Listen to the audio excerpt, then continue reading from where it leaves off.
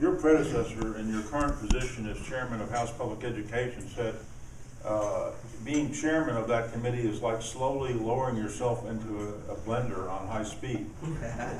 They tell us that you actually wanted to get this job. Could you tell us a little bit about your background in education and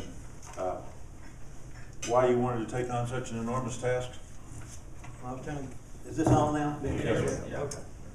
I was telling folks at the table that I was retired and happily minding my own business in our house in Colorado when the phone rang and said, get on the plane and come back and be state rep, which is always a shock to your system. And in the real world, you're a large animal veterinarian. I forgot to say that.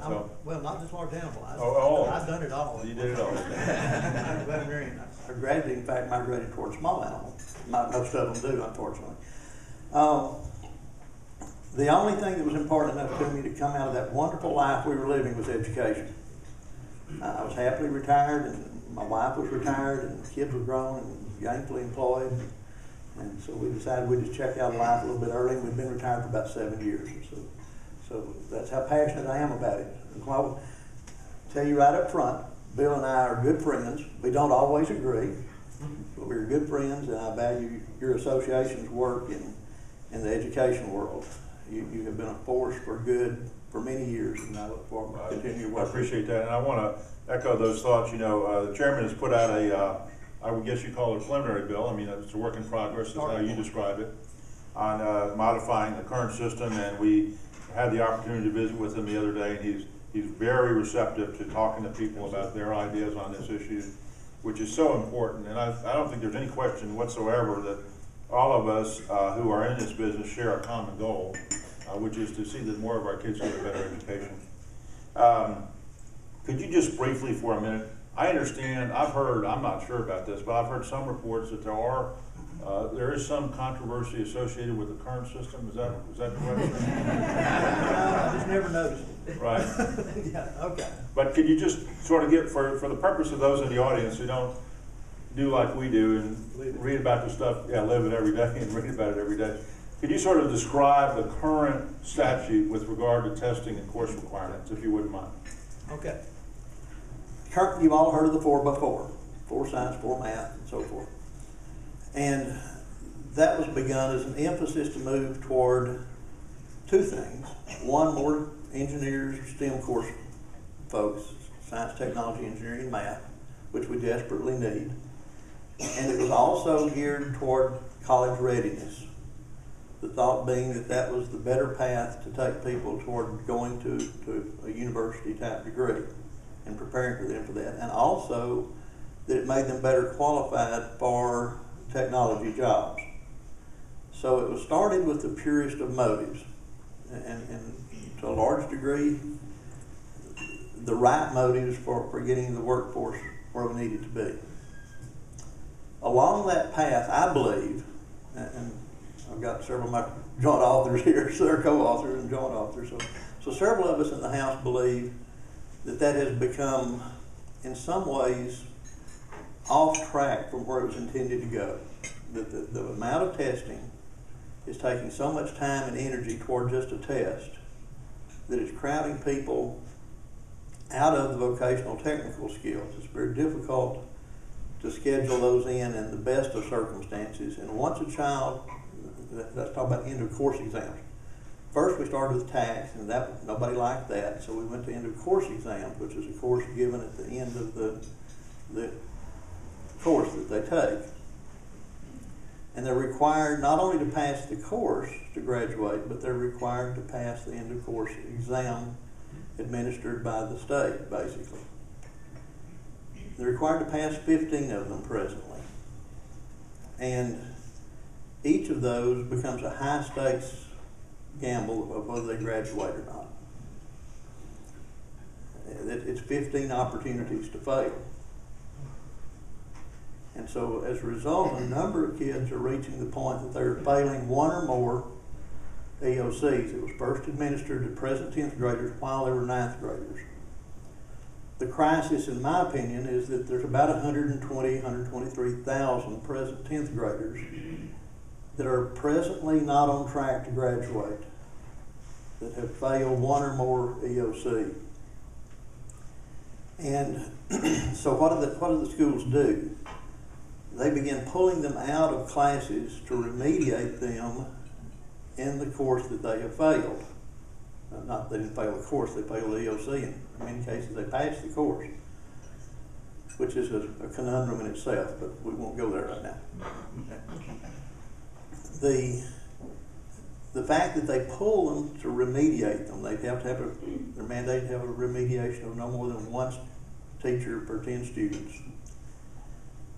And they pull them from the very courses that many of those kids need to be in. They pull them from their vocational technical courses for the remediation. So we've now set up a situation in which they're neither on track to graduate because they haven't passed their EOC, nor are they getting their career vocational technical courses because that's where they're being pulled from to remediate. Roll forward to the end of this year. Those kids will be required to take 4 more EOCs in different courses. Many of them have still not remediated after 3 tests now. Still have not passed their original battery of end of course exams.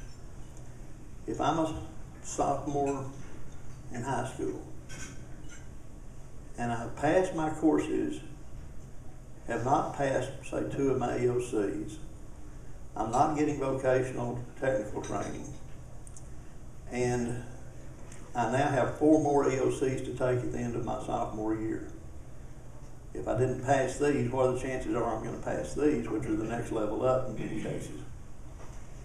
I think we will have thousands and thousands of those children that make the decision to drop out at the end of the spring if we don't fix it before then. And to that end, I won't use the word frantic, but I'm vigorously looking for solutions. And so we're looking for strategies to either get these kids back on track with vocational technical training and hopefully to get them graduated. And that's what's driving the discussion largely. Now, how to get to that becomes the issue. Yes, sir. Well, you brought up 2 very important issues. You know, and obviously we do have a problem because the school districts have known about what was coming for really 6 years in terms of legislative intent, going back 3 sessions. And on algebra and biology and the first giving of the test, the kids only had to get 37% of the questions correct in order to, quote, pass the test, which I would argue, or some of us would argue, is a pretty low bar. So how do you balance the fact that they were unable to pass an Algebra 1 test at a 37% rate with the fact that the high school diploma should be a meaningful achievement of some sort to indicate some level of academic proficiency? What would your response be to that concern? Yeah. These are the same teachers in the same school systems that under tax, we said had maxed out. Basically, the tax test was no longer viable because it had gotten to the point that everybody was passing it. I mean, it simply didn't have any spread in it anymore. So we said we needed a more difficult test. Trust me, this one is more difficult, obviously, by light years. And so, and while we can't see the test, basically, or I haven't, maybe you're on. No. I haven't. And I think both of us advocate for releasing the test. Is that correct? Let's see what's the deal. We want the test to be put out in the public so that people can determine in their own mind, which I think it is, that it reflects the curriculum. But that's to be determined. But we have now moved to a point where the same teachers with essentially the same student population that was maxing the test 2 years ago have kids that are getting 37% to pass when 25% is by random scatter. I can throw darts at the test and get 25%, which means that either we're not teaching properly, or the kids don't like the test or don't understand the test, or the test doesn't measure properly. But we've gone from a max out on tax, which says we're up here, to where 37% on this test is considered the politically acceptable, as I see it. Right. I mean, I think the cut score, in other words, the percentage was passed by the politics. In terms of the absolute numbers, I don't think there's any question about that. If you'd set the traditional, as most of us went to school, 70% was passing. If you set 70% was passing on that Algebra 1 test, I don't know what the numbers would have been, but it would have been pretty dismal. It would have been like hardly anybody would pass the test. Of course, the old tax test was really probably about the 8th grade level, wasn't it? I mean, So we have stepped the test up considerably. Right, and our concern being, when I say our concern, the business community concern, not unilaterally, but a lot of them, is that, okay, we need to educate kids who can go on to a career or go on to some form of higher education, whether it's getting a certificate in a community college or an associate's degree or beyond. Because most of the jobs that are now being created and the jobs of the future will require some sort of post-secondary education in order for kids to be successful. But the old system wasn't doing that very well, in our opinion. You can move it up. We agree on that. Yes, sir. Only about, I mean, in our view, only about 25% of the kids who actually graduated were graduating career or college ready. And that doesn't work, in our opinion, for the employers or, for that matter, for the future of Texas. So, you know, you have a test where the first time out, they only had to get 37% right. I mean, and some of them didn't. I mean, obviously it's a major public policy quandary, but I mean, shouldn't a high school diploma mean something? It should. More than it has in the past? It should. And to that end, notice that I'll just talk to you about HB5 since that's the one I'm most familiar with. Yes, sir. Your legislation. Why don't you tell our audience a little bit about your proposal? Okay. Let me first. Oh, I'm sorry. Go ahead. Go through that. HB5 is a proposed remedy, and Joe, you're joint author on the bill. Marcia's co-author on the bill. The bill basically reduces the number of EOCs that are required to pass from 15 to 5. And we try to focus on the 5 that we think are the most important to career and education readiness, that being English Language Arts 2, Algebra 1, Biology, and American History. English Language Arts counts as 2 tests, how you reading and a writing portion. And by the way, the writing portion is the highest number of failures. Has 90,000 plus kids that did not pass the writing portion. So, and obviously for English language learners, it's a challenge to pass that test. If we're going to get it right, we've got to have those non-English speaking kids get up to speed. So it reduces the number of tests that they have to pass. What that does for you is allow the schools to focus on those areas and remediate in those areas. Those are classes that they would normally take in 9th or 10th grade.